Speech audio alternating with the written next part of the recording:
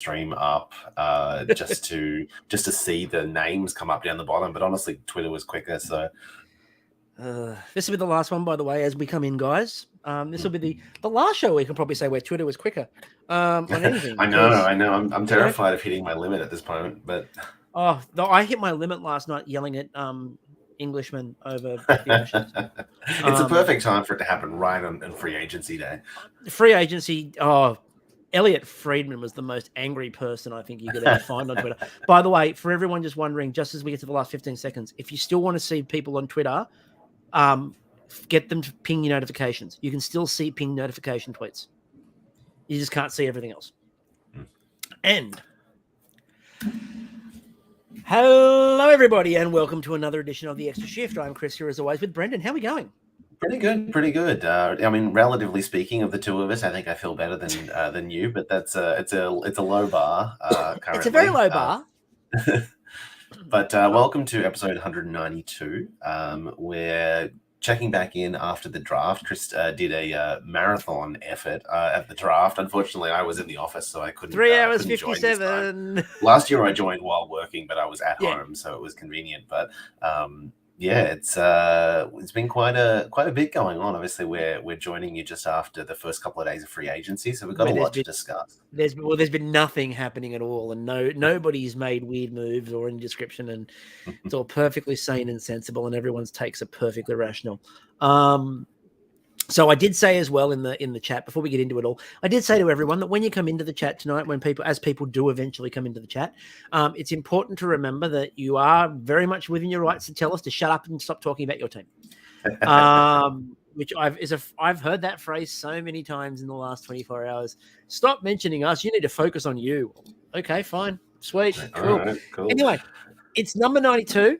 Obviously, 92, a very esteemed number in the NHL for San Jose Sharks legend Rudolph Balcers. I knew that was going to be the one that you went for. Absolutely, of course it was Rudolph Balcers.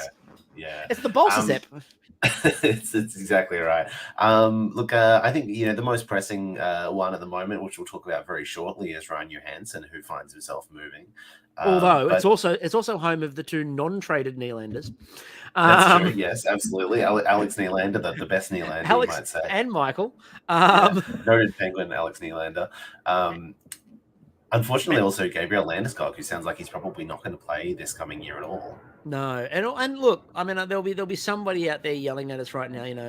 Jeff O'Neill, Rick Tocchet, a man who I still can't believe has a job coaching, but apparently does. There's a lot of. I always look for the coaches and the general managers, as we know. So obviously, I'm gonna get drawn in that direction. I don't know. I'm still staggered that man has a coaching career, and I'm still staggered that people sack their coach for him. I don't understand it. It's never worked. Not once has Rick Tocchet ever. I know I'm going off on a tangent really early. It's bizarre. I don't get it. Not once has Rick Tocchet worked as a coach, except when they brought him in because he was apparently the Kessel whisperer. But that's what I was about to say. His one skill apparently is that he gets along with Phil Kessel, which is apparently incredibly difficult. That's apparently an ability. But like the idea of Rick Tocchet working as a coach, it's never worked with him as a head coach anywhere. And yet teams still sack their coach and bring in Rick Tocchet. I just can't work that out. So that's the most interesting of the 92s currently in that regard. So let's get into it, though. And we'll start with a quick recap of the draft. And, I say quick recap because, as we mentioned before, I did 3 hours and 57 minutes on the damn thing the other day. Which, by the way... We've spoken quite a bit about the draft. My cat's but it was fast. Going insane. I don't know what's going on there. But that was fast compared to previous drafts. Last year, if you remember... Yeah. It was over 4.5 hours last year. It was long. If you remember, I went longer than the TSN and Sportsnet feeds. They cut their feeds. Yeah, they cut to like baseball or something, right? They cut to baseball. All of their they had all their sidecasts going on as well. That was where they had Dangle and all that doing sidecasts. They cut before pick 30.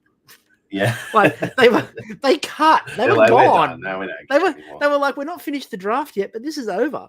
Whereas this one. Largely because nobody got traded. Yeah, I think that was a big part of it. Like, there were a couple of trades the morning of. Like, we were waking up to seeing trades before the draft happened, and which some of them we'll talk about soon. But But during the actual first day of the draft, there really wasn't anything going on. Like, we had a handful of like second day picks moving back and little, kind of pieces moving around, but nothing really of any kind of note. And I wonder if that's going to be kind of a bit of a theme going forward, because I don't think last year there was much of like big significance, right? Like during the first day of the draft, like there were little shuffles around, but there wasn't like a big blockbuster or anything that happened on the draft floor. No, but the thing was, this year there was a lot of conversation around. Obviously, everyone knew who was first. Yeah. Then 24 hours beforehand to 48 hours beforehand, I think it was about 48 hours beforehand, I messaged you and I went, Corey Pronman is starting to suggest really strongly that it's Leo Carlsson, not Adam Fantilli. And which we were both absolutely baffled by, because Fantilli's been the consensus too for a long time. And the idea that Fantilli might drop. And then the conversation was Columbus is in love with Will Smith. So there's a chance that they just take Will Smith regardless of who's on the board, which let me just say, as a Sharks fan, I got really excited when Leo Carlsson went second. Yeah. Because I'm like, does this mean Fantilli's going to drop to could Fantilli drop? Like, I was so hopeful that Fantilli was going to drop to 4. The fact that he didn't was so crushing. On the other hand, I'm still happy for Will Smith. Smith will be great. But if you've got the chance, I think that Columbus came out of this really well. I don't think Leo Carlsson is going to... Look, Leo Carlsson's not going to be a bust. He's going to be great. But I wonder if that's one of those ones where Fantilli puts up numbers early which are going to make Anaheim fans go, I wish we'd taken Fantilli. Because Carlson's better defensively. He's more responsible defensively. And everyone said that the difference between the two of them, they said, skating-wise and offensively, Adam Fantilli is by far and away, blow-away brilliant. Mentally and defensively, Leo Carlsson is on another planet. And they're like, that was the big difference. Which did you value? Anaheim apparently valued the defensive creativity more. So Fantilli goes third. The Sharks the Sharks had the easiest job in this draft. Yeah. Which was whoever was there at 4. Yeah. Whoever's the top guy on their board that takes 4, whoever it is. The draft really started at 5 because all the conversation was about Matvei Michkov. Who was going to take Matvei Michkov? Was someone going to jump up to get Matvei Michkov? Apparently, on the morning of the draft, Nashville had been trying to jump. Apparently, even though he's not the general manager yet, or he wasn't the general manager yet, Barry Trotz was apparently trying to get teams around 4 and 5 and 6 to move so that Nashville could jump up in the draft. Everyone anticipated that was possibly to go Michkov. We did hear a few teams were trying to, move in and out of that top 10, and it just wasn't happening. That no one wanted to move down from. Well, Greer said after that no one really made him a serious offer for 4. But Montreal did say that teams tried to get them out of 5. Yeah. The interesting part for me was that, look, David Reinbacher, really good defenseman, probably will be a really good pick. But it felt initially like that was possibly high, especially since there were teams that were going to offer Montreal picks to drop only a couple of spots. But the feedback was that they believed that Arizona was going to take Reinbacher at 5, and they wanted him. It's interesting because I think that teams get kind of fixated on certain prospects. And there's this kind of level of like, we talked to this guy, we had a real good feeling about this guy in particular or whatever. And it's probably easy for us because we're just kind of on the outside. We don't have any personal relationship with any of these prospects. And we're just seeing, relative value. And you're kind of going, look, there might be 3 or 4 defensemen that end up being the best defenseman in this draft, and why take a risk that this guy is the one when you can swing for the upside and of a Matvei Michkov or someone else. But I don't know. It's I think the disappointing thing for this is that there's been a little bit of backlash that Ryan, well, obviously apart from Carey Price not remembering his name when he got up on stage, but then just the fan like backlash of like who why do we pick this guy kind of thing. Like, it's a little unfortunate for him. It's really not his fault that, that the team liked him more. Did you see the fan that put together the book of positive? I did. I saw that. That was lovely. Yeah. I Look, also I'm sure that he will. This will all be forgotten he'll be about in a fine. couple of years, and he will be a The good other prospect. the weird part for me. So I'm the more information that's starting to come out about what happened in the draft. By the way, it's really starting to feel a little bit like the Michkov camp fleeced a few teams into believing he's not coming over anytime soon, and have told Philadelphia we can work this out. I think Michkov will be. I think Michkov will be in the United States before the end of his KHL deal. Put it that way. They pulled the Yager, is what you're saying. I think they. I don't think they pulled the Yager to the extent that Yager pulled the Yager. Yeah. But I think it's. Put it this way. I think Matvei Michkov might do one more season in the K, and then I think he's coming to the United States. I don't think it even matters. Like, even all if the comments he does play out the rest of his contract, like Philadelphia I aren't think ready for him. Yeah, I mean, this is the thing. Like, how many of these teams need him to be on their role? And he's gonna need a few years of development anyway, regardless of all of that. Like, even if you've got him in your system, it's a benefit for sure to have him on North American ice and actually be able to work with him. I don't think you want. I don't think you want Michkov. I don't think you want Michkov to ever see the AHL. Yeah, well, and that's the thing. Like, I mean, he's still 2-3 years away at least from being worth playing in the NHL, regardless of where he's playing. And the thing is that it's not like Philadelphia ever rushed a prospect before, and it's high. Carter Hart says hi. Interestingly enough, as well, am I the only person who was crushed that the two best offensive talents outside of Connor Bedard in this draft, Adam Fantilli and Matvei Michkov, are being coached by Mike Babcock and possibly John Tortorella? Well, look, we'll see whether either of them are there by the time they actually make the NHL. But I think Babcock will be, because I think Fantilli's playing earlier than you think. I think Michkov. Well, actually, there's talk that Fantilli may play this year. Yeah. So that's quite possible, and I feel sorry for him. But, Oh no, Mike Babcock has learned how to talk to kids. He talked about that at his press conference. He went to college. He attended classes. I mean, look, for me personally, it was heartbreaking to see Michkov go to the Flyers because it's a prospect that I really like on a team that I really hate. But your fault. It was your fault, by the way, because when we were talking about it as the draft was going on, we were both talking about the fact that Zach Benson kept falling. And I know he was one pick away from Pittsburgh being able to get him. Yeah. So, what did you think of the Jaeger pick? Look, it's interesting because Dubas talked to the media directly after making the pick, it wasn't Dubas specifically. I think it was the current head of scouting. He was talking about how Dubas was kind of encouraging them to take like upside swings. And I don't know that is necessarily what this is. Like, I do think that I don't think it's a terrible pick or anything in terms of like Brayden Yager. I think that he's a decent pick at 14. But I think that there's a little bit of a disconnect between what they consider to be like an upside swing. Because for me, taking a swing on upside is picking someone that potentially has the highest offensive potential, all this kind of stuff, not someone who, maybe didn't perform as well as expected in their draft year or whatever, and they think is actually going to be better than that. I think that's really kind of not the same thing.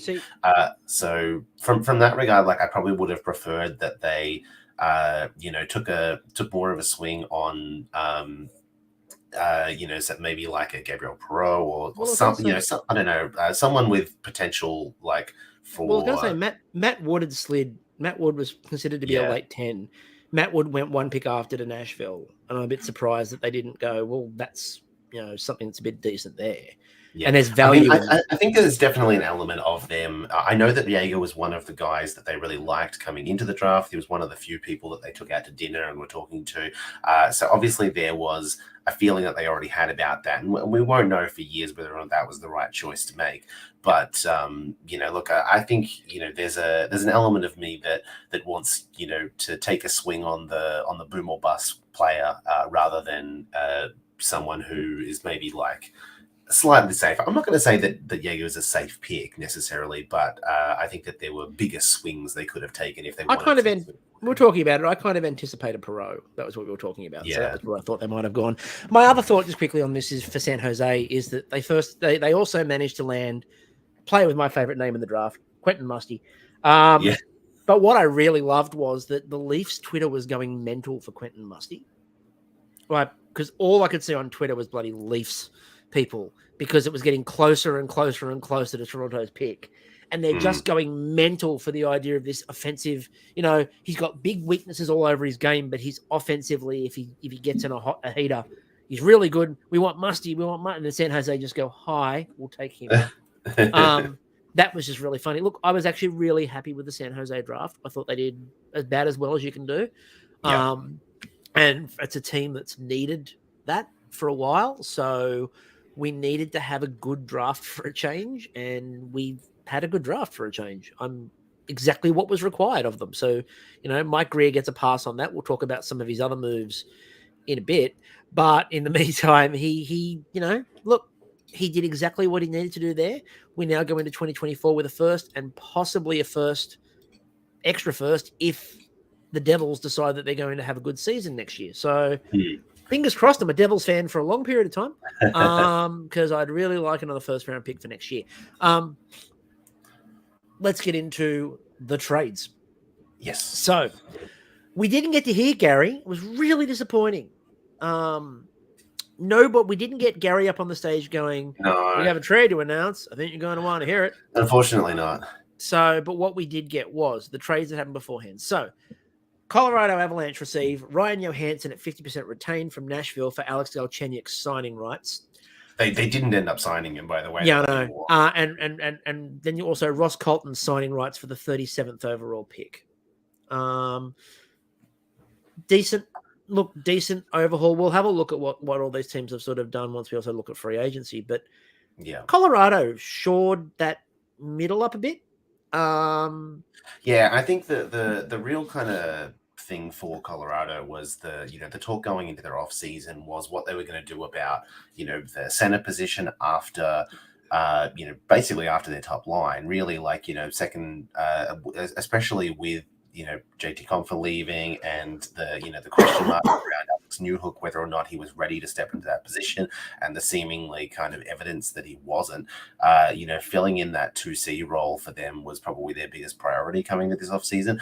I kind of like it from their perspective in terms of, they get 2 years of Ryan Johansson at $4 million. I think that Ryan Johansson is kind of an incredibly frustrating player at times when he doesn't necessarily live up to like his potential in terms of effort and so forth, but occasionally he's going to, do some really great stuff and put up a bunch of points. There'll be probably a lot of empty calories around that, but I think that given the options that they had available, especially like kind of the very limited center options available in free agency, I don't mind it. I don't think this is a bad choice for them. You know what else it makes sense? It makes sense when he's only being paid $4 million on the cap. Yeah, exactly. I mean, like obviously, I wouldn't like it at the $8 million, full term, but 2 years at $4 million, I think that's a very good. Yeah, that is a significant upgrade for their top six. I'm speaking of Alex Newhook, not to jump ahead too much, but no, we should talk about that at the same time to Montreal for the 31st overall pick and the 37th overall pick, which is an interesting that they've kind of decided that they've seen enough, like they've seen what they need to from him. I don't think that's a bad choice for a team in their position, like a team that everyone kind of agrees could potentially win the cup next year. The Newhook move was interesting for a couple of reasons. First of all, as you said, they don't feel like he's developing at a rate fast enough for where they are. That's the first thing to take from this. But the second thing to take from this is that trading one of those end of first round picks is a move that's usually left to teams that feel they're in a win now mode. Yeah. Montreal trading the 31st overall pick and the pick like 7 picks later. And 7 picks later. Like they must be ridiculously high on the idea of Alex Newhook. And they must think that there is so much untapped potential in Newhook. I think it's very likely that Newhook could break out in the next few years and be, a solid player. But I mean, the benefit for them is the benefit for them is the Habs down the middle are very thin. Like they're very thin, and I know like Newhook plays either wing or center, but they are very thin down the middle. And like Nick Suzuki's your top line center, but realistically, if you go through what's currently on the roster for Montreal, it's Suzuki, Dvorak, who I wouldn't necessarily want to play down the middle, Jake Evans, Kirby Ducks should obviously come in. And really, Alex Newhook. We signed Monahan, right? Sean Monahan, although I don't know if he's a center realistically. No, not yet. Not yet. So this is yeah, he is, but he's still on IR at the moment. This is the problem because Yeah, you've got Cole Caulfield, obviously, and you've got all these others on IR at the moment. Who knows what the hell's going on there? So I don't think. I think Newhook gives them, like, that's the thing too. Like as we said, like some of those, apart from Jake Evans, everyone else is also a wing option. And like Kirby Duck, are you going to play him as a center or are you going to play him out in the wing because you feel like he might, how will he cope down the middle? Yeah, I mean, I don't mind this as a gamble from Montreal's perspective in terms of that value, pick. I think that it was unlikely that we're going to get someone better than Newhook at 31. It's just really interesting in terms of they must have also decided that the cupboard is full enough as it is. Arizona also went out and got Sean Dursey because Arizona actually signed a couple of people who are actually going to play for them.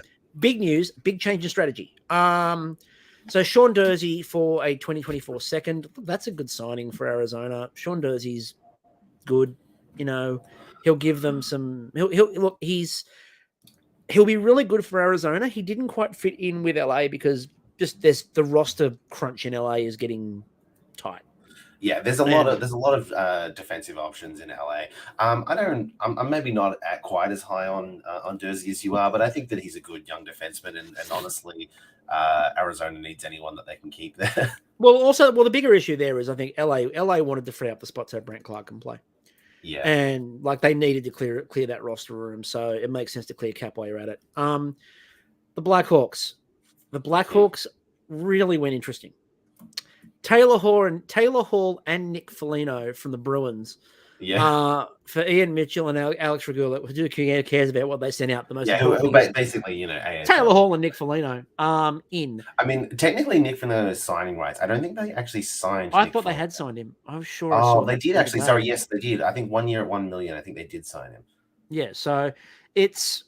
1 year at $4 million. Sorry. Yeah, $4 million. Yeah, I was going to say when you said 1 million, I'm sure it said 4. Hang on, that's reasonable. I'm sure it said 4, and it wasn't reasonable in any way, shape, or form. No, it was not reasonable. Look, it's an interesting signing. Remember, they've still got a ton of cap space left. Like they have a lot of cap. They do still need to sign, a second goalie, and they need more defensemen because they've only got currently 4 on the roster.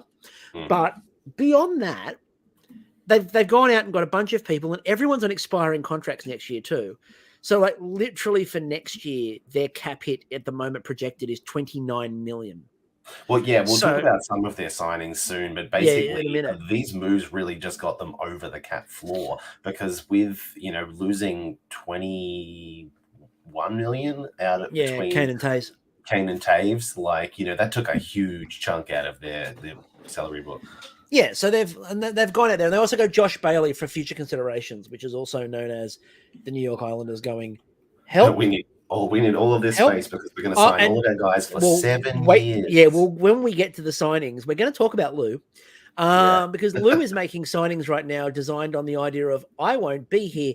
So I don't care what happens after next year. After a very protracted negotiation, St. Louis got Kevin Hayes from the Flyers for a 2024 6th.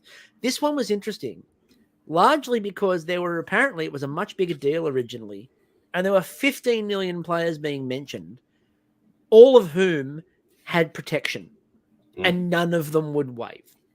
And basically the whispers that were out there were that St. Louis was trying to convince a bunch of different players to waive their no move clauses to go, and they're all going, nah, I don't want to do that, man. Philadelphia, you say? Tortorella?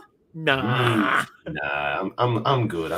I think who was the most obvious one? I think it wasn't Krug, that's right. Yes, it was Torrey Krug. They were trying to get Torrey Krug to wave, and Torrey Krug was like, "Nah, I'm not." I mean, look, fair enough. Like this is the thing. If you're going to give like the St. Louis situation with no trade clauses is insane. There's like 11 guys that have no trade clauses. Everyone after the Cup got a no trade. Yeah, I mean, look, if you're going to do that, this is the consequences. This is what happens. Like everybody after they won the cup, everybody who wanted a no trade clause got a no trade clause. Like, sure, yeah, whatever. Okay. Marco Unbelievably, Scaltelli, you can have a no trade clause. unbelievably ridiculous. So LA then also went out and they were the team that got Pierre-Luc Dubois, much to the disappointment of Montreal. We'll talk about that in a second. They got Pierre-Luc Dubois in exchange for Gabe Velarde, Alex Afalo, Rasmus Kupari's RFA rights, and a 2024 second. So I found this really funny.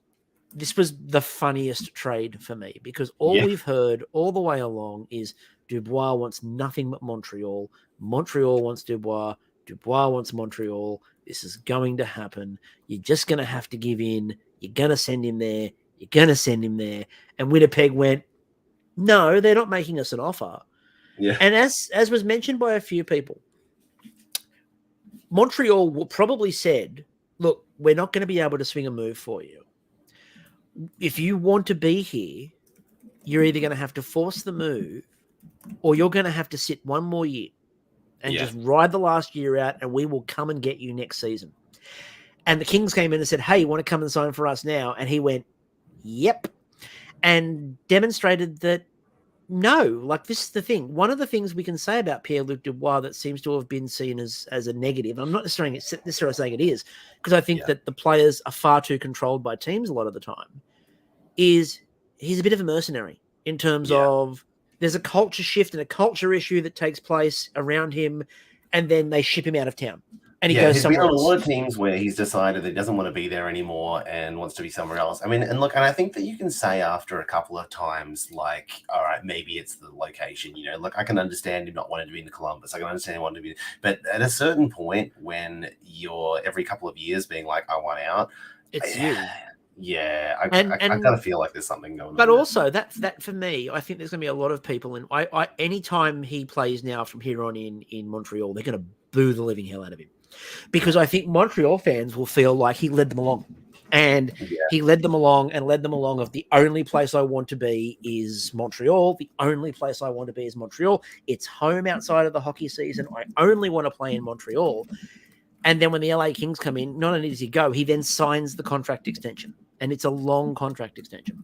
So, like, he's going nowhere. He's an LA King. And I'm interested with that one because I've never been as high as a lot of other people are on Dubois. I don't think his numbers will be that good. And I think that Velarde and Afalo in particular are really good pickups for Winnipeg. I think they did better out of the Dubois trade than I anticipated. And like, I don't. Yeah, I mean, I think that they're interesting pieces for them for sure. Like, you know, it became obvious that they were never going to get like a super top tier, like, you know, they weren't going to get Byfield, they were going to get, you know, someone of that regard, and, you know, some of the names that were mentioned in the potential Montreal trade, you know, but I think realistically, you know, they got useful pieces out of that. I'm very curious to see what Winnipeg are doing because they've made a lot of moves recently. Obviously, a lot of their old guard are gone. I don't know what they're doing. I don't know whether they're still tearing down or whether they're trying to compete next year because it's difficult for them to completely tear down still with some of the, you know, competitive pieces that they have there in terms of like Ehlers and Connor and that kind of thing. I don't think we'll know what Winnipeg looks like until Hellebuck. And I think that everyone believes that Hellebuck will be moved. Although one of the things I was reading today from a couple of different journalists is that everyone's anticipating the Hellebuck move, but nobody's got the money to actually make it.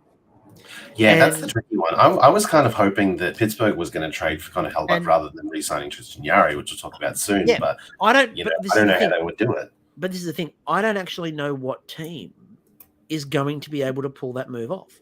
No. I don't know who's going to be able to make the swing that for Hellebuck and get him. It feels at that contract level and what the extension is going to be, because you're going to have to extend him. Like, there's no way if you're trading for him, you're not trading for him without an extension in place.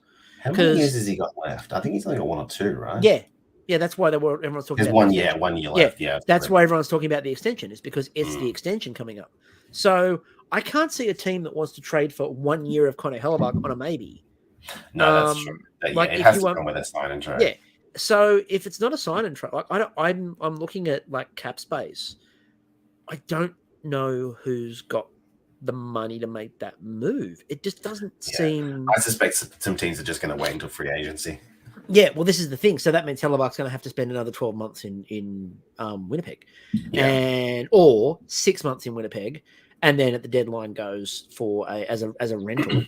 But I don't know who makes that move and what the return is thereafter.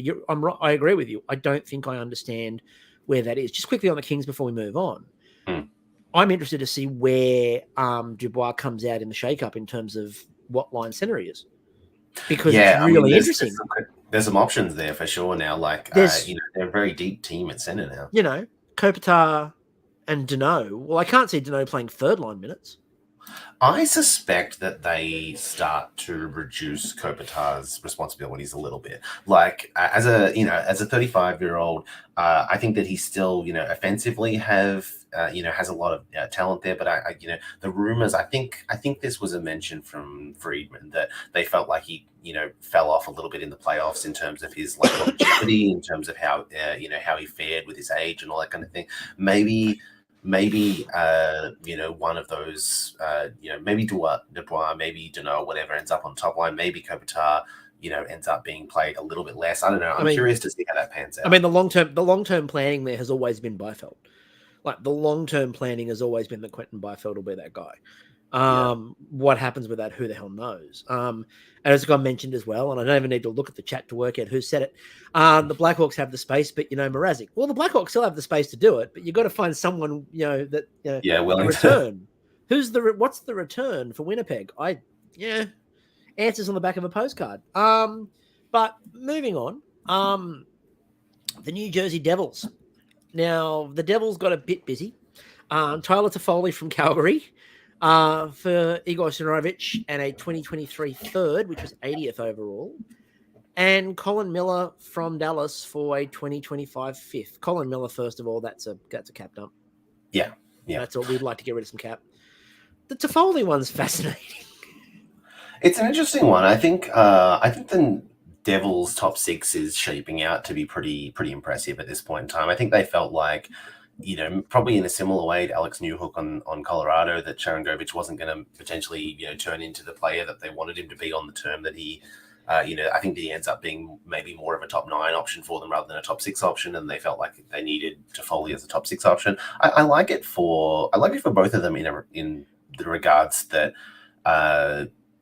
Toffoli clearly needed to go from Calgary, and I think that's a good landing spot for him. My favorite part of this was we got the quote from Tyler Toffoli that I think we've all sort of been waiting to see someone coming out of Calgary saying what the hell's going on in there. And Toffoli was fascinating because he's like, I really wanted to re-sign. I wanted to extend, and nobody came near me with a contract offer. And I realized they just were not going to extend me, at which point I demanded to be moved. And I find that really interesting that like Tyler Toffoli is there going, hi, I'm here. I'd like my extension now. And they're like, who are you? Nah, New phone. Who's this? So yeah. And Toffoli's just, fuck you, trade me. All right. Pittsburgh received Riley Smith from Vegas for a 2024 third. I like this in terms of like, Riley Smith is one of those perennial 50 to 60 point guys. He basically fills in the spot in the roster on the Penguins that Jason Zucker vacates because they likely couldn't afford to re-sign him. Obviously, I think I prefer Jason Zucker from like an ideal perspective, but Jason Zucker has also been like injured like 50% of the time over the last couple of years. So in that regard, I think Riley Smith is probably the safer option for them. Yep. Dubas did come out and say afterwards that it wasn't, necessarily guaranteed that they weren't going to also sign Zucker, but clearly, that didn't happen. He ended up going to Arizona, which we'll talk about soon, which is an interesting one. But I like it in that regard, like capitalizing on like the little bit of cap space that they had at that point in time to, have basic, be in a position to take on, essentially a almost free asset from a team that couldn't afford to keep him because they had to re-sign, or they felt that they needed to re-sign their goalie, which we'll talk about again soon. Yeah, it's interesting. It's a very interesting. I like the move from an outside perspective. I really like the move. I think it's a good signing. First of all, it's a nice start for you guys to not be signing players that are aging out. Well, I mean, Riley Smith is 32 or something. Yeah, but comparatively, like it's I mean, look, that's young. No Jeff Carter. That's young for the Penguins at this point in time. No Jeff Carter. That's a big chicken. Exactly. He's a young guy. Look, I didn't mind the move. I thought it was a decent move. And again, Vegas cleared some cap, which they needed to do. They got their cup. They cleared some cap. They're happy. This next one is really interesting to me on a number of levels. So Detroit got Kyler Yamamoto and Klim Kostin signing rights from Edmonton for future considerations. They then bought out Kyler Yamamoto and signed Kostin to a $2 million 2-year deal. This is an interesting one for me. It almost felt like for a bit that they weren't going to get anything out of it. It almost looked like they were not going to bring back either of them because Kostin obviously wasn't a guaranteed. They did end up signing Kostin, but it felt like they just kind of took on the buyout money from Yamamoto for nothing. And then found themselves in like a slight cap crunch.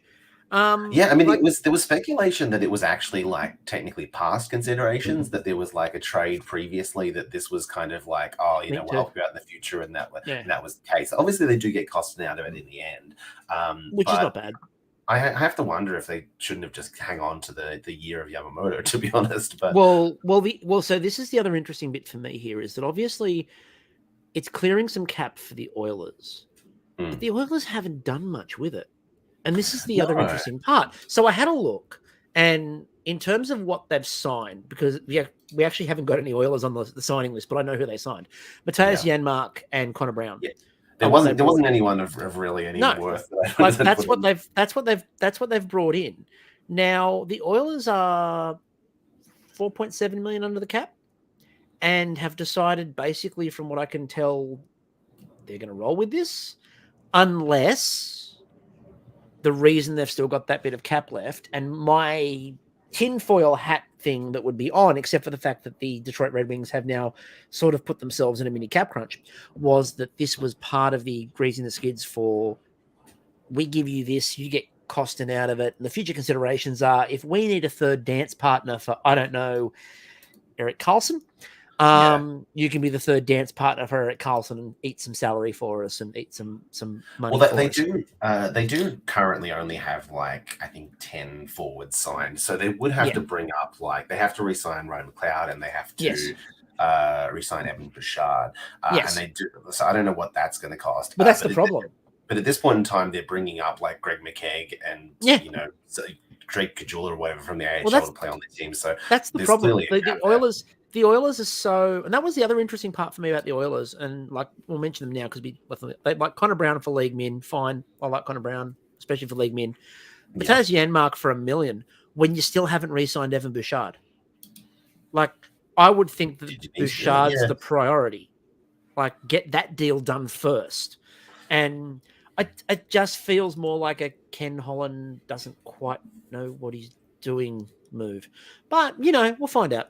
The Yamamoto one was weird, and we'll get to that when we get to the signings. I'm staggered that they didn't hang on to Kyler Yamamoto. I think that they couldn't afford him at $3.1 million. I think that was really just what it boiled down to. I think it was $3 million or 3.1, and I think that's kind of just where they ended up. They were just like, well, we just don't have this, that tiny amount of money. And in a move that shocked me, San Jose got Anthony Duclair from the Panthers for Steven Lorentz and a 2025 fifth. Yeah, I like that a lot. I mean, I figure that they just couldn't afford to keep him. Yeah, it's basically. I think there's I think Duclair. Remember, Duclair famously negotiated his own last couple of contracts too, which is very famously abandoned all representation, and he was the person negotiating his own deals. I think that, like, Duclair to San Jose is a really good move at this point for San Jose. Like, we're not trying to be ultra competitive, but you want some guys who know what the hell they're doing in the league, especially when you've got all these young guys who are going to see more ice time than you would anticipate. Like, next year's definitely, Eklund is definitely staying with the Sharks next year. There's not a chance in hell he's playing in the Barracuda. William Eklund is up. He's playing this year. There's 2 or 3 others who are probably playing in San Jose this year. So you're probably going to want some really good veteran presences around. And everyone who's ever worked with Anthony Duclair talks so highly of Anthony Duclair. That's a really good, and we're going to talk a lot about culture shifts and character moves. That's a really good character move from San Jose, I think, to bring Duclair in. Lorentz is good, but like we weren't going to get an extension done with him anytime soon, and we're not in his window. So makes sense. So let's go now to the signings. Now, signings we're going to go through, and we will talk about a couple of other ones that haven't been signed as well as we go along. Yeah, but these are. I think we're going to mention most teams here. There's maybe about 4 or 5 that are excluded because they really just either haven't done anything or haven't done anything of note. Significance. Yeah. So we're going to sort of skim through, and then we'll briefly mention a couple of others because there's still some big names out there, not necessarily big talent still, or they are still talented, but maybe on the other end of that. But we'll see. So we'll start with Anaheim. Radko Gudas for 3 years at $4 million, and Alex Killorn at 4 years at $625. I don't really get why Anaheim. This feels like a competing move for Anaheim to sign these guys that in their 30s at like high cap. I didn't get the sense from Anaheim that they were like a Killorn and a Gudas away from being competitive in their division. They think that. I think this is linked into a couple of factors. I think they know they've got something there in Zegras. And I think they just figured that if we give him a little bit more, because remember, the other interesting part about Anaheim was in terms of tanking, they weren't necessarily actively tanking, right? No, they weren't trying to be brilliant. No, they were hoping that they were going to be good at least. They weren't trying to be where they ended up. Like they were not trying to be where they ended up. They were trying to be decent. They thought there was a chance for a playoff berth in the Pacific, and everyone talks about the fact that Columbus thought they'd be good last year and it just fell apart, which is what happened. Anaheim kind of fell apart.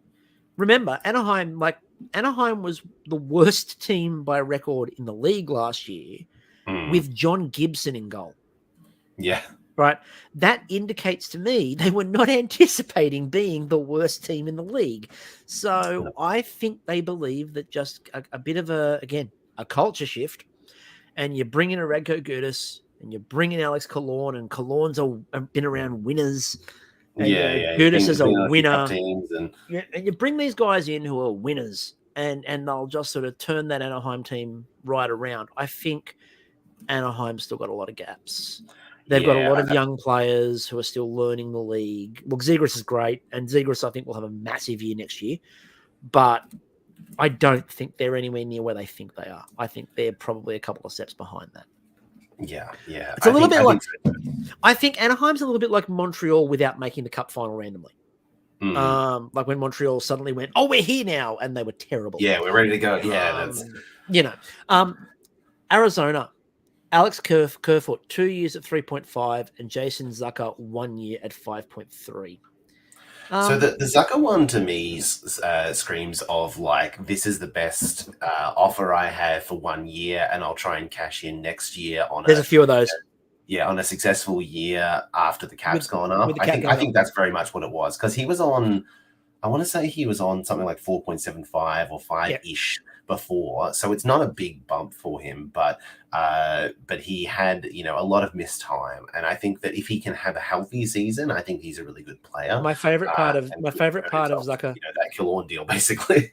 Yeah. Well, my favorite part of the Zucker move, by the way, was when they then spoke to him, and he did nothing but like Mullet Arena praise. It was Mullet's great. It's fantastic. I don't think people really appreciate just how good Mullet Arena is. Jason, thank you so much. And Kerfoot, I think Kerfoot's really interesting because he copped a lot of the hatred in Toronto, and he wasn't world beating, but he was also on many nights the most responsible member of the bottom six. And I think they might find that they actually miss him a little bit. I don't think they'll admit it, but I think they might find they miss Kerfoot a little bit. I think there's another one they might miss a bit too, which we'll talk about a bit later. But I think that Kerfoot's a really nice signing for Arizona, and I think that Arizona is a really good place for Kerfoot because it gives him the chance to just sort of play his own game without anyone harassing him in the media every 2.5 seconds.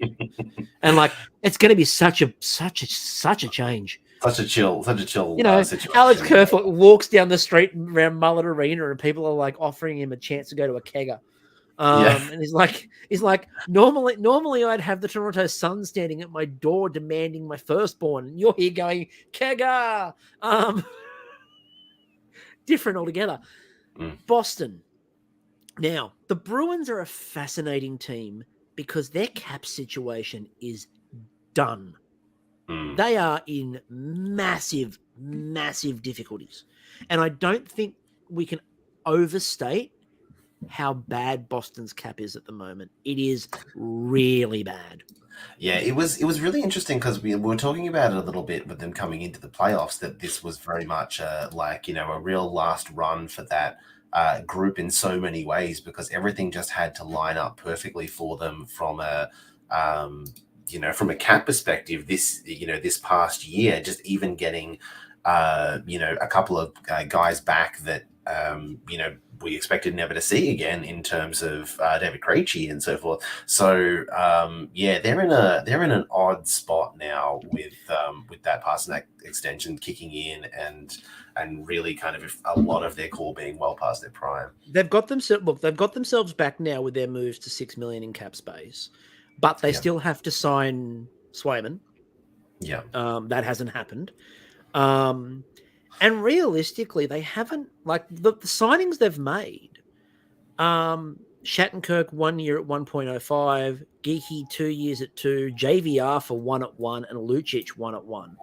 A lot of bargain bin, scraping. I like the Geeky signing. I think he's better. Geeky's good, but JVR, Lucic. So if you go through and look at Boston, it feels like they were like, we were so good last year with an old team. Well, what if we made them old again and just ran it back? Because like you've gone and got a 34-year-old JVR, a 35-year-old Milan Lucic. It's an old team. Yeah, I imagine whatever cap space they've got left is pretty much at this point in time going to Bergeron, assuming that he decides he doesn't want to retire. Well, that's the thing. They've got to work out Bergeron, but they've also got to work out Swayman. Yeah, and I don't know what they bring Swayman back on. I think that they could potentially just sign another backup. I feel like they're going to overpay for Swayman if they do decide that they need to keep him. I think they're going to overpay for anyone, because I think any goalie will look at the situation that Boston's in, look at what happened in the playoffs, and everyone knows if you're going into Boston, you're going to get a 50-50 split. Because the thing that came out of that was for sure. I mean, like, obviously they, Ullmark had an incredible year and so forth. I think that they showed that they have an environment potentially that a goalie could go into and excel. But who knows whether they can repeat that? Last year was an incredible aberration. Yeah, well, that's the thing. I think that there's a bit of a regression to the mean this year for Boston. And I know we mentioned that last year and look what they did, but I don't see it. Buffalo I liked because they didn't do anything crazy. By nothing crazy, they did sign Eric Johnson 1 year at 3.25. But that's 1 year. Connor Clifton, 3 years for 3.33. Like, that's reasonable. Yeah, I don't think Boston needed to do anything super fancy. Like they already, were a team on the up, and they have some, they have some prospects coming up that are going to be, good quite soon. They drafted some, some good new prospects and so forth. Like they're a team that's going to be pretty good sooner rather than later, regardless. They didn't need to go crazy and sign a huge free agent. Buffalo have been they've been very measured in the last few years after like all of that craziness that happened with their build.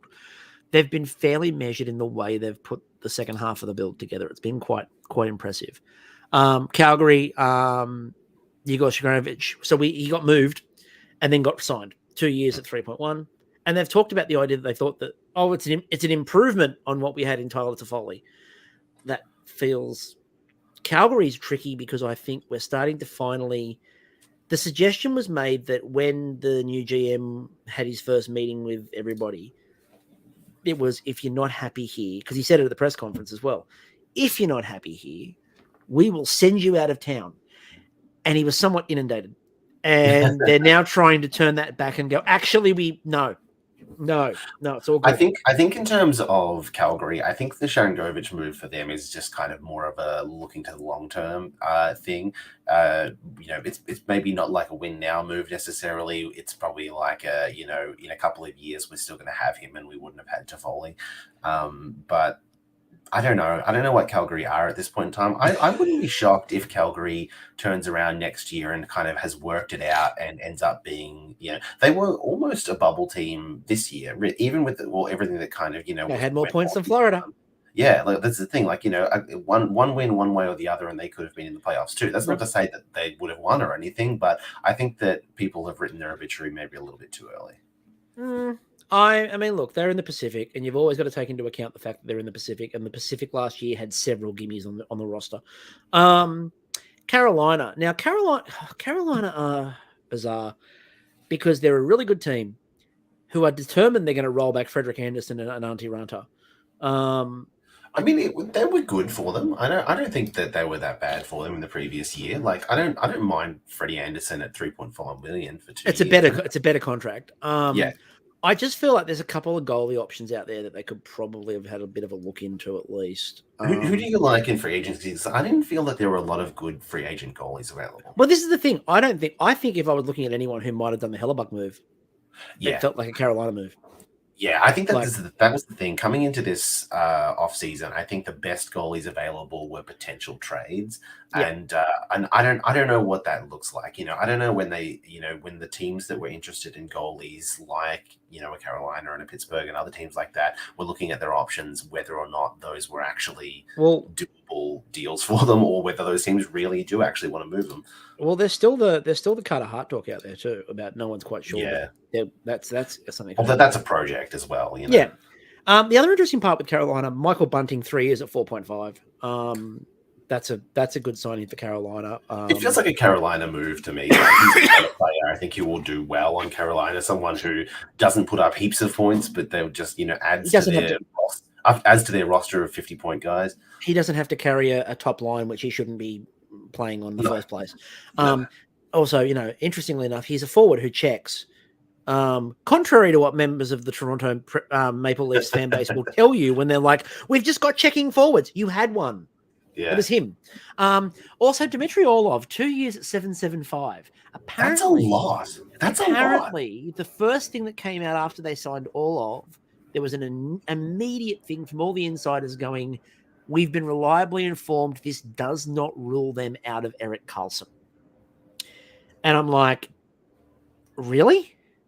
You've just signed Orlov at 7.75, which again, I think is an overpay. And you've got Brent Burns. But that's a lot. I don't understand it, but apparently they're not ruling themselves out of Karlsson yet, and they still believe that they're pushing ahead with negotiations still. They're one of the teams that makes Carolina's blue line a little bit ugly in terms of cap hit, because they're going to basically it's a terrifying cap hit. Yeah, I mean their middle pairing are both earning over $5 million, which is doable. But someone's going to be on their bottom pairing earning $4 to $5 million.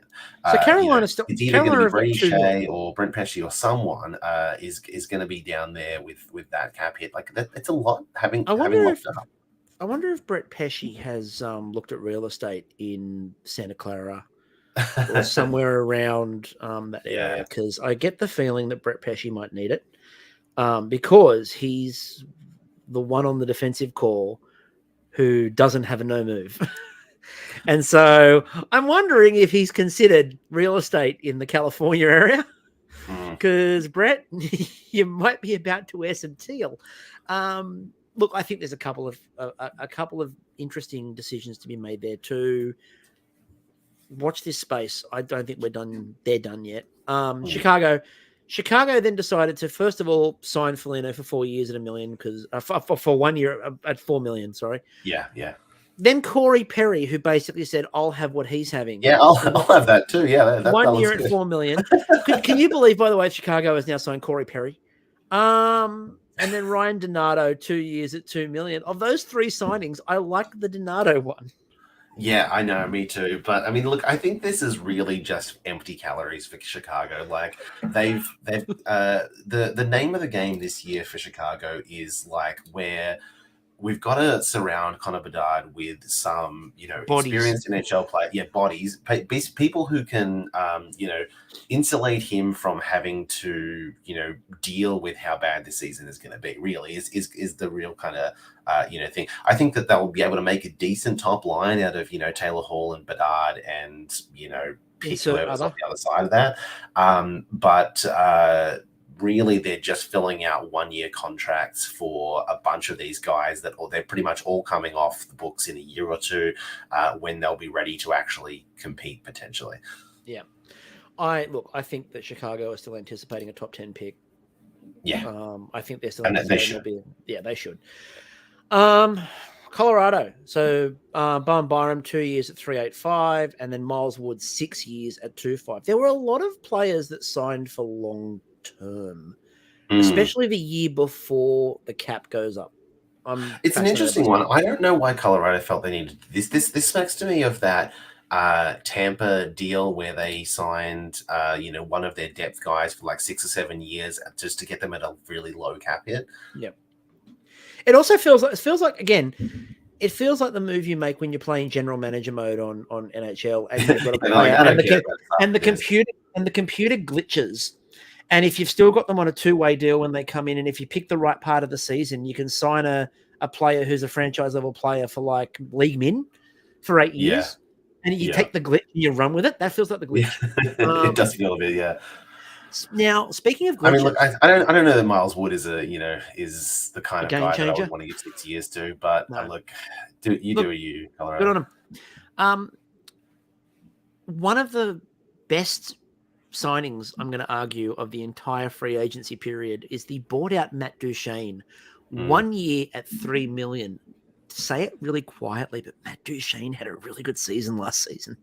Yeah, I think this is quietly very good for. I think a lot of the guys in Nashville have end up being kind of quiet about how well they do occasionally. I think Duchene showed some kind of spark over the last couple of years. If he can end up playing with some talent around him, and then he finds a good fit there.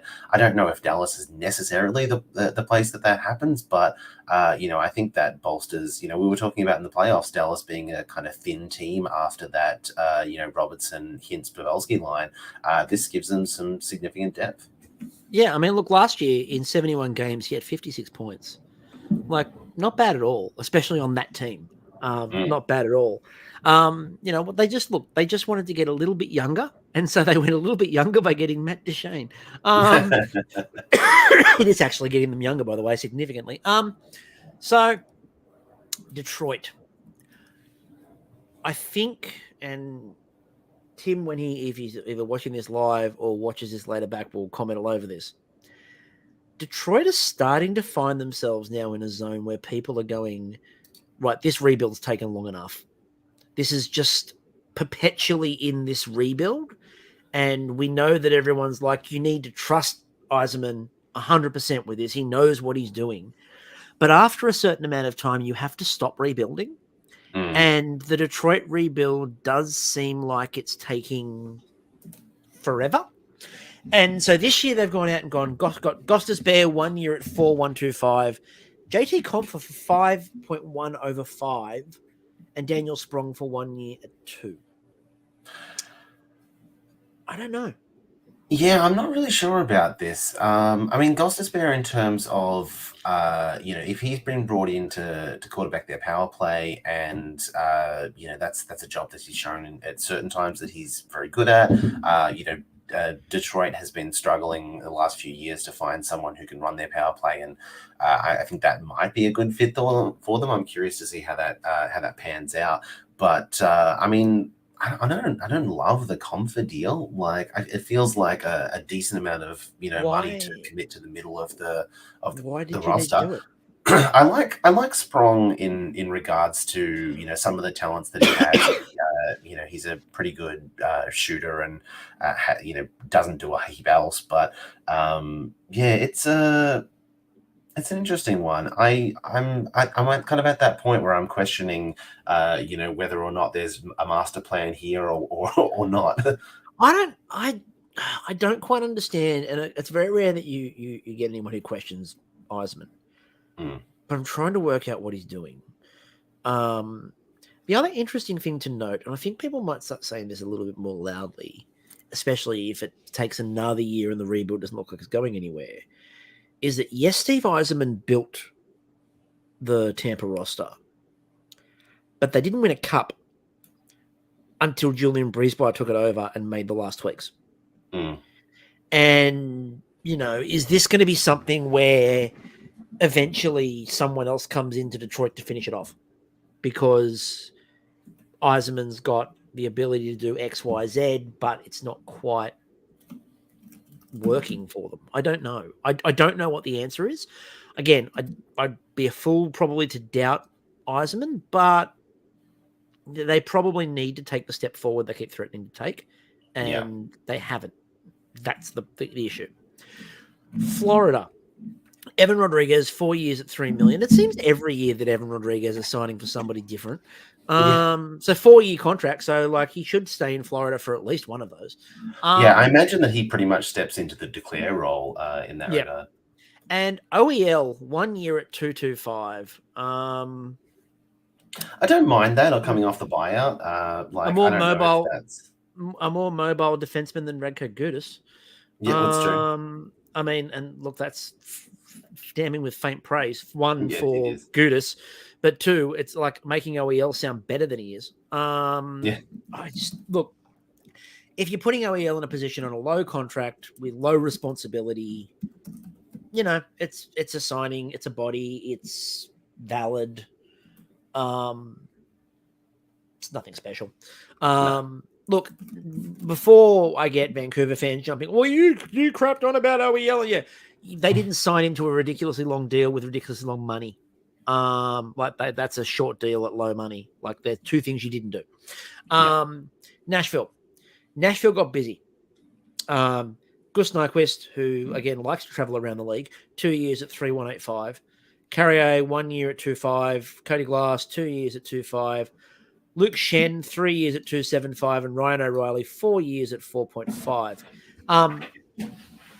Interestingly, Ryan O'Reilly came out and said that there was more money and longer term offered to him in Toronto, his hometown, and he decided that he liked the Nashville project better. Interesting. Ouch. Yeah. I mean, it's certainly certainly not great that what the Toronto fans want to hear, but I mean, I can understand it. I can understand that. I think that there's an expectation that just because someone is from a certain place, that they're going to want to play there because it's their dream and all this kind of stuff. But look, we know for sure that Toronto is not a easy place to play. It's a place that there's a lot of expectation on you. There's a lot of media attention, and I can absolutely understand wanting to go to Nashville and just chill out. I would. And Luke Shen's the same thing. Like, Luke Shen went back, talked about it was his dream to come back. He'd always wanted to come. That was where he wants to be. But 3 years at 2.75, it's probably more than Toronto is actually going to give him. Well, that was what the talk from Chris Johnston was, that the Nashville offer was significantly higher than what Toronto had made. And they've got the cap space to do it. Look, there's some decent pickups there. I think, again, Ryan O'Reilly adds that experience. Luke Shen gives them some more experience again on the back end as well, which they've already got a decent back end already. Nyquist can put up mid-range points. I mean, look, I think it's a lot of it is replacing bodies that Nashville has either bought out or shipped out in the last little while. Well, Barry Trotz has been busy. I don't think any of it is like a huge upgrade for them or anything, but it's different bodies. Them stay afloat. It's different bodies, and again, the couple of slightly longer contracts, there are lower values, so they've got freedom. I think a lot of this is Barry Trotz buying himself some space for next year. Islanders, ladies and gentlemen, it is once again Scott Mayfield Day. Oh boy. We are the is only it? It's not going to be podcast- Scott Mayfield Day for a while now. No, we are the only podcast that celebrates Scott Mayfield Day. And this is the last one because Lou Lamoriello went mental.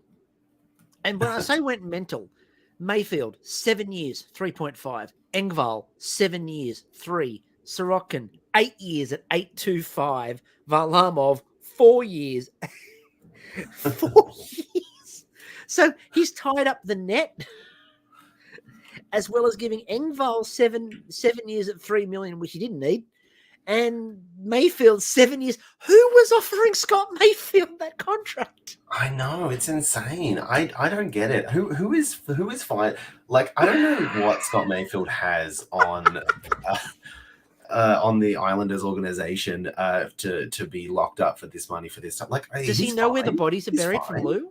I think so. I think that either that or I don't know what it is that he does that outside of being a decent defenseman that he feels like he keeps needing to give him term. It feels like only a couple of years ago that he got given a long contract. I don't understand how this works. Who the hell would give Mayfield and Engvall 7 years? I don't get it. Look, I like both. This is the thing. I like both of those players. I like both of those players at that cap hit. I do not understand why you needed to lock them up into their late 30s. No, that just feels like a problem down the line. Although, to be fair, a problem down the line doesn't feel like it's Lou's problem. That's probably a big part of it. But I don't get that from the Islanders' perspective either, because I don't think that the Islanders are in a spot where they're, competing to, win in the Metro. Like, it's still an incredibly, competitive division. There's so many teams that are going to be fighting with them for a playoff spot. They didn't make the playoffs last year. They had a shot at it, but this feels like a lot to be on the bubble. I don't know why they felt like they needed to go all in. Like, this is the kind of move that gets any other general manager that isn't Lou Lamoriello fired. Yeah, and I mean, remember, they gave Josh Bailey away for pennies on the dollar. Yeah. Like, they literally gave him away for pennies on the dollar. The New York Rangers went out there and went in bargain bin shopping, but decent bargain bin shopping. Blake Wheeler, 1 year, 800,000. Eric Gustafson, 1 year at 825. That's good bargain bin shopping. Yeah, I like that a lot. I mean, I think, Blake Wheeler, I feel like could have still commanded much more than that. I don't know why. I think Wheeler decided that A, he wants a chance to win. Yeah. And B, he wants the chance to. There was a lot of crap around possibly what he's like in a locker room. Yeah. And I think this is him going, I've got a year to prove that I'm good in a locker room and that it was Winnipeg that was broken, not me. And that I also have a chance to win a cup, and then I can maximize my value when the cap goes up next year. There are a few players thinking like that in the way they've signed contracts. And I think Wheeler's probably the biggest one of those players who's going to take a really low cap hit for 1 year and prove that I'm worth a big one. Yeah, I mean, I think that's a bit of a theme we see sometimes with buyouts. The players like, well, I've always wanted to play for this team, or I've always wanted to live here, or whatever. I can afford to do what I want because I'm getting paid regardless of where I go. Bafflingly, Ottawa signed Joonas Korpisalo for 5 years at $4 million. That feels risky. It feels really funny for the organization that, of course, laughed at Toronto for taking on their Matt Murray contract. Yeah. They've basically signed Joonas Korpisalo to the Matt Murray contract. And Korpisalo is one of those goalies who's never proven it. It's always been there as, Korpisalo's next. He's great. The breakout's coming. The breakout's coming. We're still waiting for the breakout. And 5 years at $4 million for a goalie that's never really earned that contract. I don't know why Ottawa did that. Yeah, I mean, look, I think that they paid a bit of the Ottawa tax to get him there, but I don't know why you wouldn't have just signed two project goalies at a low cap hit and just kind of given it a shot. Like, I don't know what this team expects to be this year. They think they're going to win. Well, they have 7 forwards signed currently. 7. They Like can get away. they need at least 5 or 6 more, and they're not going to be able to re-sign Japan. Wait till they trade for Nylander. Yeah, I mean, I don't know how this team expects that they're going to be competitive this year. Like they've got so much work to do. They'll be the popular pick. They'll be the popular pick again. It'll be trendy. All right, I'm just going to let you roll on the Penguins. Go. Okay. So I think this is a interesting, first off season for Kyle Dubas, and we're all, bated breath waiting to see what was going to happen on, and he had a busy first day of the off season. I think coming into this off season, the talk was like, they've got a decent amount of cap space. I think they had about 20 million before they took on Riley Smith's trade. So, they had some space to work with. They needed, essentially 2 goalies. They still had Connor DeSmith Casey DeSmith. Casey DeSmith, Jesus Christ. Casey I know your goalie's better than you do. I know. I'm like, hang on a minute. I got myself mixed up with Casey's and Connors. It's the NHL. But he didn't, compete well during the last year. So they really needed, to fix their goalie situation, which was the biggest thing that let them down in the past year. And unfortunately, it seems like, Dubas looked at the options available. I imagine, explored some trade options and decided that, rightly or wrongly, Tristan Jarry was their best option available and re-signed him 5 years at 5.375. I think that's risky for a lot of ways. Like realistically, Pittsburgh has 2, maybe 3 years left to, at least have a shot, have another kick at the can, really. And giving, 5 years to Jarry, if he doesn't work out, it's going to make that difficult to move and compete during that time. They obviously took a gamble that, he could potentially, stay healthy and play at his peak, which he hasn't really kind of shown that he could do in the last couple of years. The hard thing is I don't know that I disagree with the choice in terms of their options. I don't think there was a better free agent goalie available, and I don't know what the cost was to acquire a goalie via trade if it really was there.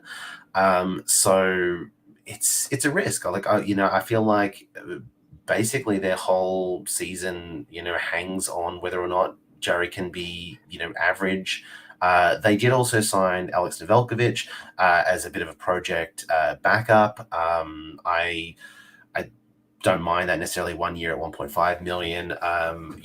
He's shown at times that he looked like he was going to be good. Whether or not they can salvage that and turn him into a someone that can take some starts if Jarry does get injured, we'll be curious to see. But it's it's a bit of a risk to take on realistically to.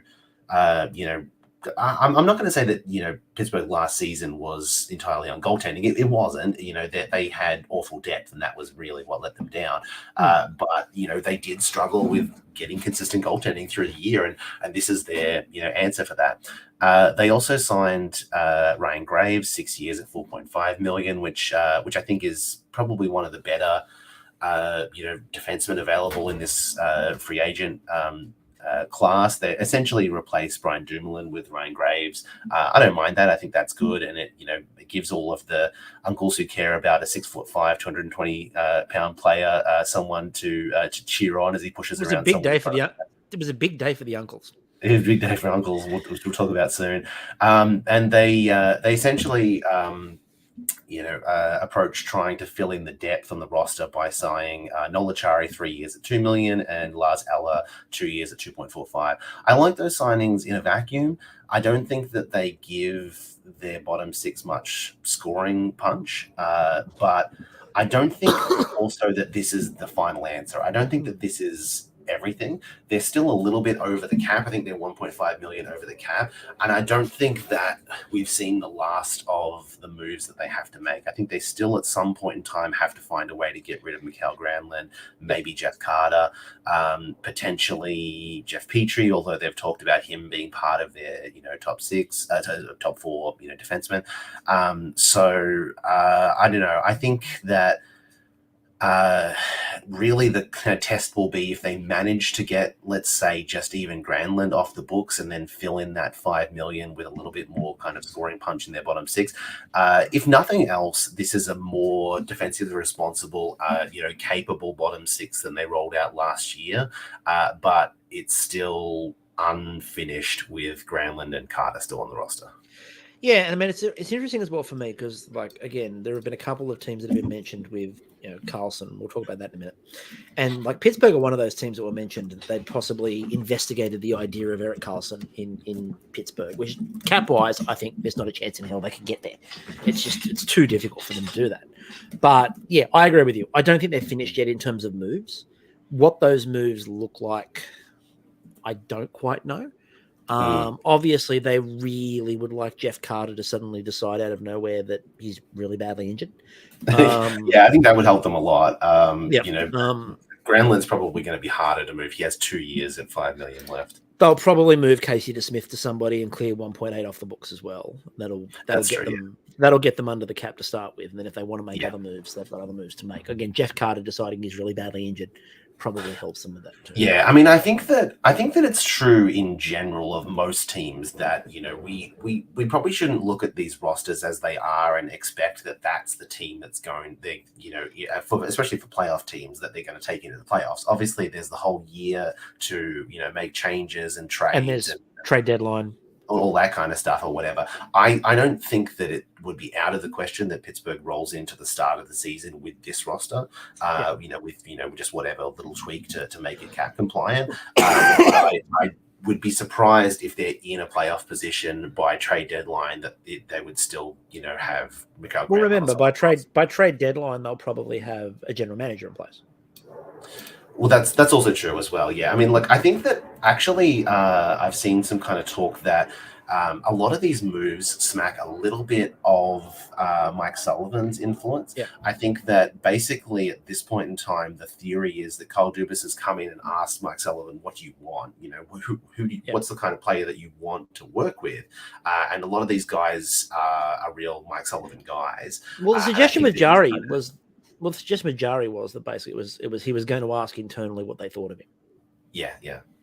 I mean, I think that Jari could be a really good goalie. He has all the potential in the world to be a really good goalie for them, but he just needs to stay healthy and consistent, and that just hasn't been something that he's shown he's able to do over the last few years. Yeah.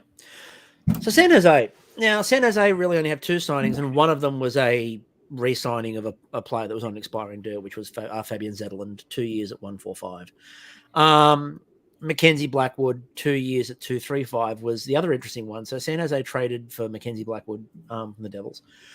I think that's a really interesting move from a San Jose perspective because it just gives them decent netminder again while they're trying to work out what the hell they've got in their roster. They did also go out though and they got Kyle Burrows. And I was a bit concerned when they got they got Giovanni Smith and Kyle Burrows were also signed. Kyle Burrows was interesting because Kyle Burrows was where I heard Mike Greer use my least favorite term in hockey. Kyle Burrows was met by the words grit and sandpaper. And Greer talked about the fact that one of the biggest problems this team had last year was no sandpaper. I would suggest no defense was a bigger issue. No offense was a much bigger issue. No goaltending was a much bigger issue. The Sharks didn't finish where they finished because they lacked sandpaper. However, what we've done instead is go out and sign a player that in 48 games had 62 penalty minutes. So, that's what we're going for, grit. And I'm absolutely petrified by that signing. Look, we're going to be terrible. We know we're going to be terrible. The big thing for San Jose is obviously this is not the final lineup. They've got $5.6 million in cap space. Erik Karlsson is the thing. So the Karlsson deal is, look, it's going to happen. Everyone's just trying to work out the financials of who. Yeah, I hope for Karlsson's sake that it does, realistically. The thing is, it's a weird one. Everybody involved, including San Jose, wants him to move.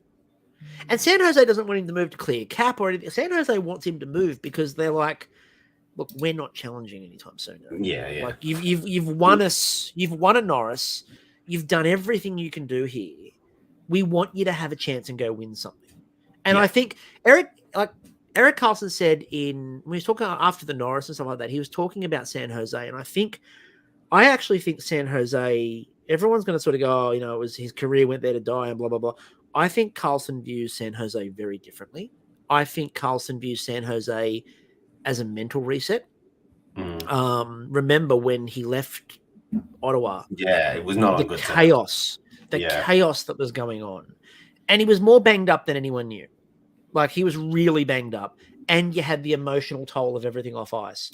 And I think he's actually enjoyed his time in San Jose purely from an off-ice perspective of a chance to breathe, a chance to get his head straight again, a chance to get himself back and sort of feeling like him. And I think he values that from the Sharks. But I think he also values the fact that I don't think anyone in the organization has lied to him about, we're happy to move you. It's got to work for everyone. And Mike Greer, from the moment he came in, has been really open with him about, if the right deal comes along for everybody, I am more than happy to move you. He apparently, all the way through the deadline, when there was talks about him going, it wasn't a case of Greer just going, no. He spoke to Carlson about everything that came in and said, what do you reckon? And Carlson was like, no, I want to finish the season out. We'll talk about it in the off season. Carlson's going to move where Carlson wants to go. Yeah. If Erik Karlsson doesn't want to go there, he won't. Carolina's fascinating because they've been mentioned. I think the interesting part with that is, again, we saw what happened with Karlsson and Burns together in San Jose. It didn't work. I would anticipate if Erik Karlsson goes to Carolina, Brent Burns might go back to what he was originally, which is a forward. And you might see Burns out of the defensive line and up into the forwards. That would actually, if I'm Carolina, I'm looking at it and going, he came into the league playing wing. Like, why not put him back on the wing? Like, when he came in with Minnesota, he came in as a winger, and he turned into a defenseman. I would put Karlsson in that defensive slot, and I would play Burns further up the ice. That's because then what you get is a forward who can pinch defense, and suddenly it looks a lot better than a defenseman who's spending all this time playing forward. You've got a forward who can actually defend really well because he knows the technique. So that's how I do it. Look, I think most of San Jose's stuff revolves around what they get as return for Karlsson. Their roster next year is going to have a lot of young players, like Henry Thrun, who they signed last year from Anaheim and put on the contract. Henry Thrun's going to get a lot of game time this year. Our rookie of the year last year didn't play half the games because it was Eklund. He's going to play. Philip Bydstad's probably going to get game time. Bordelow's probably going to get a chance to sort of impress and come up. There's a number of players. Mukmadoulin's probably going to get a bit of a look in. I would actually anticipate that if San Jose sends Karlsson out, I would anticipate that Mukmadoulin's going to get some time, and that's where they're going to give him the run. So, yeah, it'd be interesting to, I think, from San Jose's perspective, just to kind of just let the kids take over and see what happens. Yeah, I'm interested to see where San Jose goes from there. And look, Zetterlund at 2 years at 145, that's a good signing. It's, again, he adds miscellaneous body. Do I think Mackenzie Blackwood's a long-term solution in San Jose? No. But do I believe we have a long-term solution in San Jose in net? No. They're waiting to see what their prospects are. Like, we're not in a rush. As much as people will tell you that they're not rebuilding because they're not allowed to say those words, they're rebuilding. Seattle. Now, look, Seattle was the team that got Kylie Yamamoto. That's a good little ad. 1 year, 1.5. Yeah, I don't mind that. For half of what he was getting before, I think that Yamamoto is a good ad in that regard. I don't think he's a game breaker or anything, but I mean, there's a lot of guys on Seattle's roster that are just good, and I think he fits right in with what they're doing there. And Dumoulin 2 years at 3.15. I'm curious about how Dumoulin fares in another system. I think that I have a lot of fond memories of peak Brian Dumoulin, and the last year or so, he really is just like physically not been up to the level that he was previously. He kind of lost that step and isn't able to kind of keep up anymore. I think at that value, it kind of less than he was getting before. He might prove to be, worthwhile for them. I could see him potentially having a bounce back if he finds a way to maybe, train in the off season or something and get a little bit of that speed back. But I feel like at this point in time, he was starting to look washed at times. So I'm curious how this works out for him. So Tampa go out and get Conor Sherry on 3 years at $2 million. It's very rare you see Tampa go out and sign somebody. Yeah, well, I mean, they also had to just recently in the last few hours trade away Patrick Maroon to make some space on their roster. Like Tampa's been thinning out over the last few years. A lot of those guys that they previously had in terms of depth, they've had to shed. So I think that Conor Sherry is that guy. He's traditionally that guy. He's the guy from the 2015-16 Penguins run who came up from the AHL and was able to slot into a top 6 role. And he did that a little bit in the last couple of years in Washington and stuff. I imagine that he's going to do the same thing in Tampa and just occasionally get a look in their top 6 and be serviceable in that role. So I think that's a good ad in that regard. My favorite tweet out of all of these was Elliot Friedman on the Maroon move, which was Tampa Bay keeps 20% of Maroon salary and Minnesota becomes instant cup favorite. Yeah. All right. The one that I know that the chat is going to go absolutely apeshit over. Toronto. Now, the Leafs. Oh, for God's sake. So, Tyler Bertuzzi, 1 year at 5.5. Max Domi, 1 year at 3. We're going to start with those two. Yeah. I like both of those moves. Yeah, I think they're perfectly fine moves. Tyler Bertuzzi, the reason he went to Toronto was basically Toronto offered him almost all of that in signing bonus up front.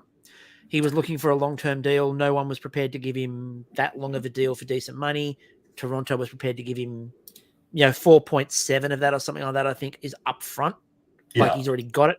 Tyler Bertuzzi is a really good signing for Toronto. Max Domi, 1 year at $3 million. That's low risk on Domi, a player who's been spotty. The interesting part of this is that the uncles lost their shit. Now, the uncles lost their shit. And I think the problem is, as Brendan chases cats, closing the window, lost window privileges. That's what I said. Yeah. The problem is, I think the uncles think that Tyler Bertuzzi and Max Domi are bruising hitters that are going to be aggressive and pound people and check people and run them all over the place. And just interesting point. Jeff Fayette, who's always good for a rational take, followed by people jumping all over him on Twitter. Domi threw 22 hits this year, according to league data, and has a career high of 53, which was one short of what Alex Kerfoot had this season. So either he's the most incorrectly tracked player in the NHL, or we're filling in blanks because of surname. And then he followed that up with, just say, I liked his dad growing up and I wanted him when he was younger, so it's cool they got him. We don't have to lie to ourselves about what he is as a player. He rushes, passes, doesn't play defense, and is often a pest. Simple, clean, we're good. The other point there is that Tyler Bertuzzi is not his father.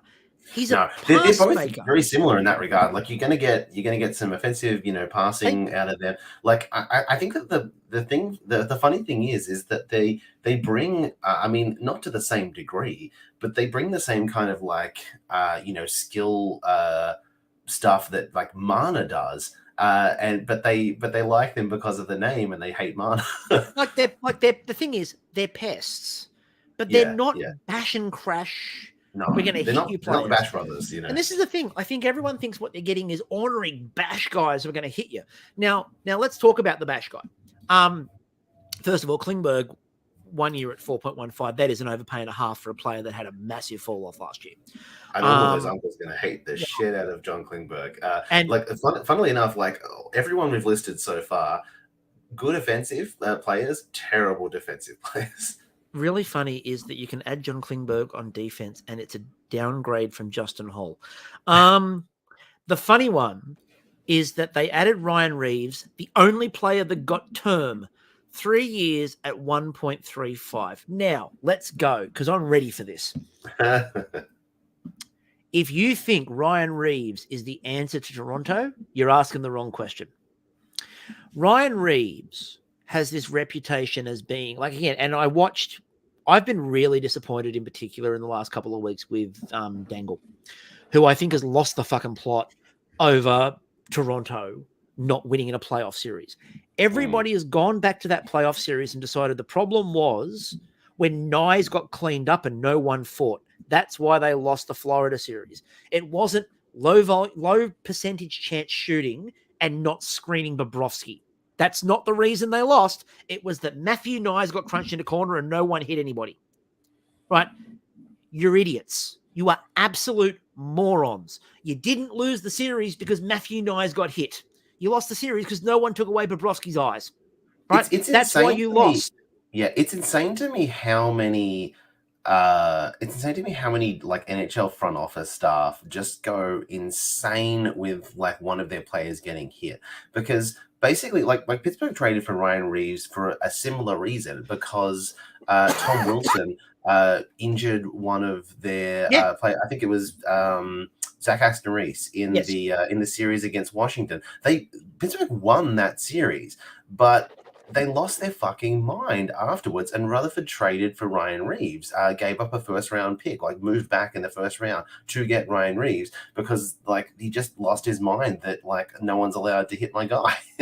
No, exactly. And it's just infuriating to me, this idea that Ryan Reeves fixes all of this stuff. And you get people talk about, oh, he's a great culture guy. He's a great culture guy. This is a culture change in the Leafs locker room.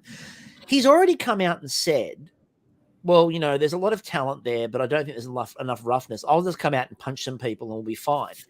Now, if you thought that Michael Bunting was being targeted, Toronto, this is a guy that's come out in the press, and the first thing he said is, I'm going to punch people in the face. Yeah. Like, you really don't think that Ryan Reeves is going to be the most penalized player in the league next year?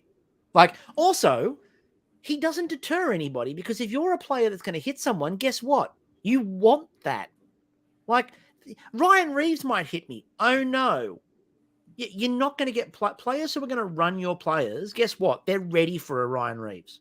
Yeah. They don't care. Right? They do not care. And here's the thing. If you send a player, and let's use Matthews as the example, because all these people are like, now Matthews feels he can be protected, because that was clearly the issue. If somebody is going to run Austin Matthews and Ryan Reeves is going to go punch them, so you're going to get offsetting penalties, so they'll both go, right? But if you think there's a chance to take out Austin Matthews and it's going to cost you one of your guys versus Ryan Reeves, you're taking out Austin Matthews. It doesn't stop it. It doesn't stop it, right? This is not the sort of league now where that's going to stop anything.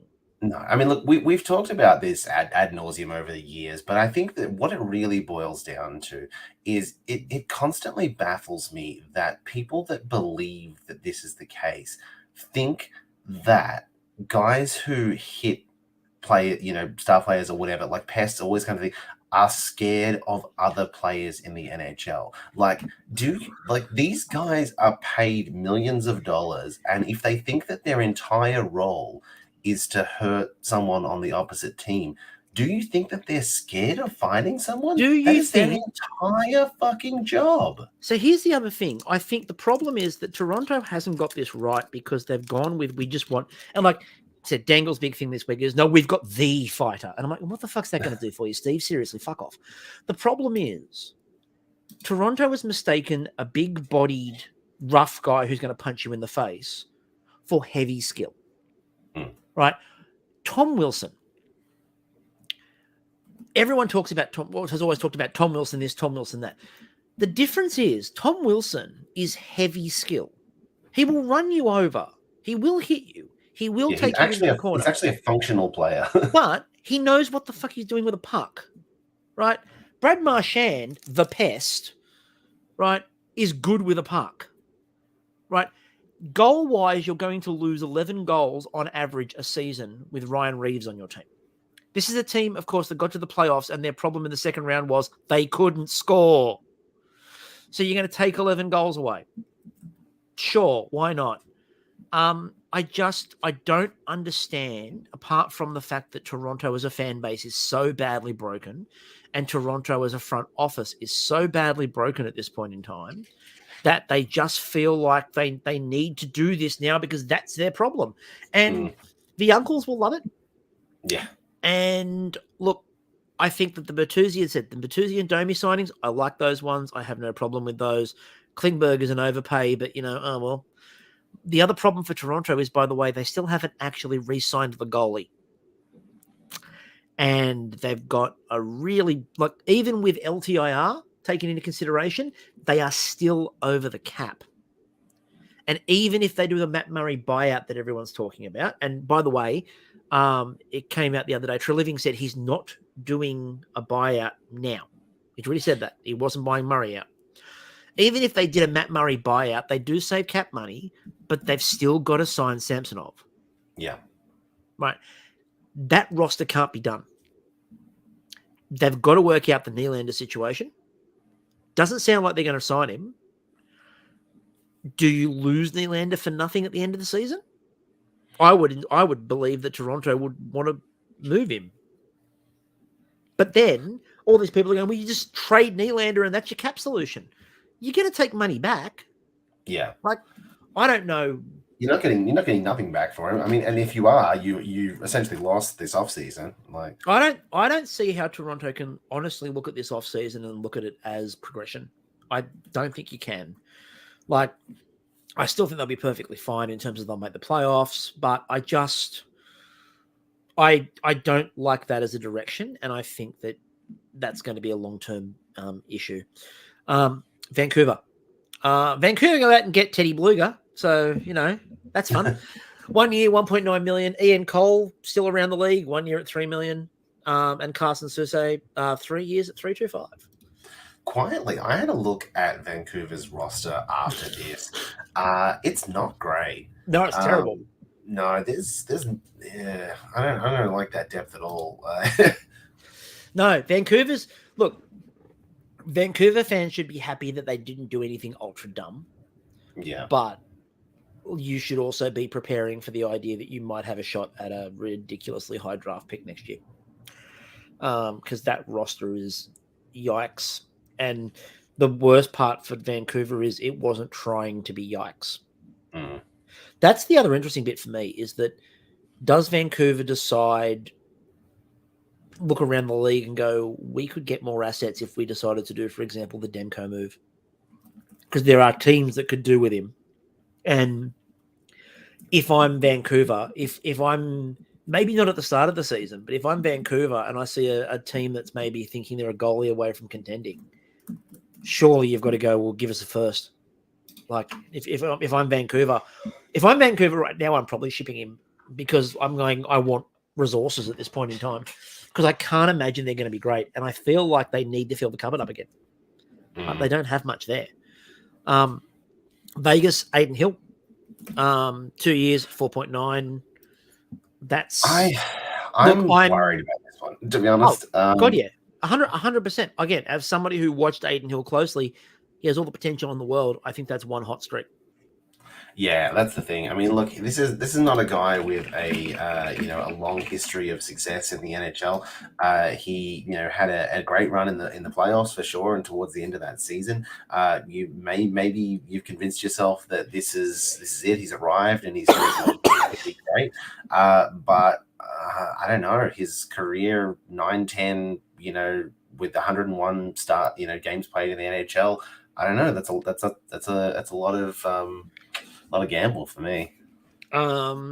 Washington, Max Pacioretty, 1 year at $2 million plus performance bonuses.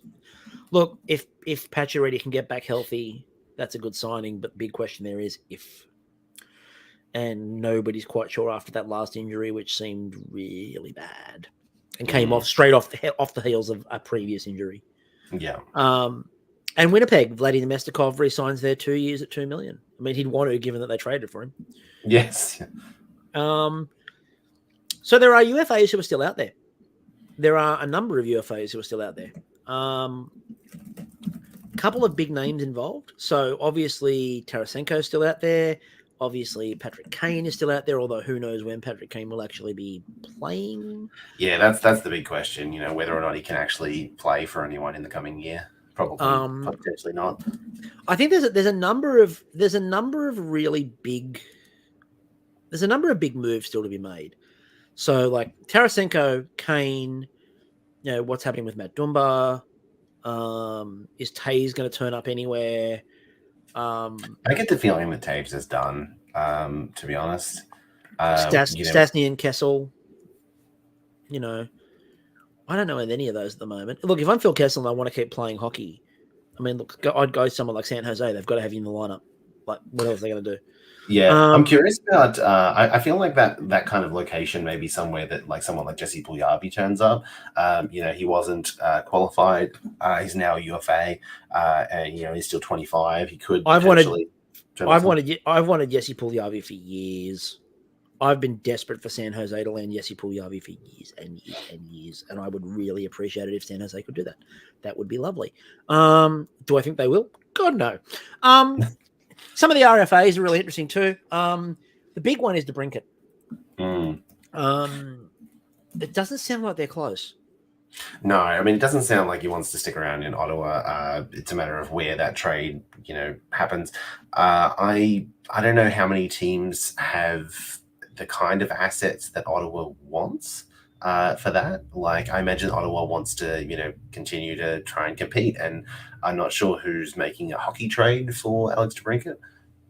I don't know who's going to make the move for him either. It's just, that just feels like it's going to be at a standstill for a while yet. Vince Dunn's still out there. I think that him and Seattle will probably get something done, but who knows? You got to look at, if you look at the cap hit stuff, again, Samsonov is fascinating because what number does Toronto do that at? And they kind of have to. The thing is, Toronto's in a corner there because they kind of have to do that one because they do not want to go in with Matt Murray and Joseph Wall. They don't want to go in with those two. So they're kind of going to have to make the Samsonov deal. Unless they go and try to sign a free agent goalie who's better. I mean, I don't know who's out there that's better. The point. That's the point. I think the Leafs have to re-sign Samsonov, which means he's got them over a barrel in terms of the contract. I anticipate they're going to go into the season with Samsonov and Wall as the goalie tandem. Doesn't feel like Matt Murray's going to be anywhere near it. No. But it's going to be fascinating.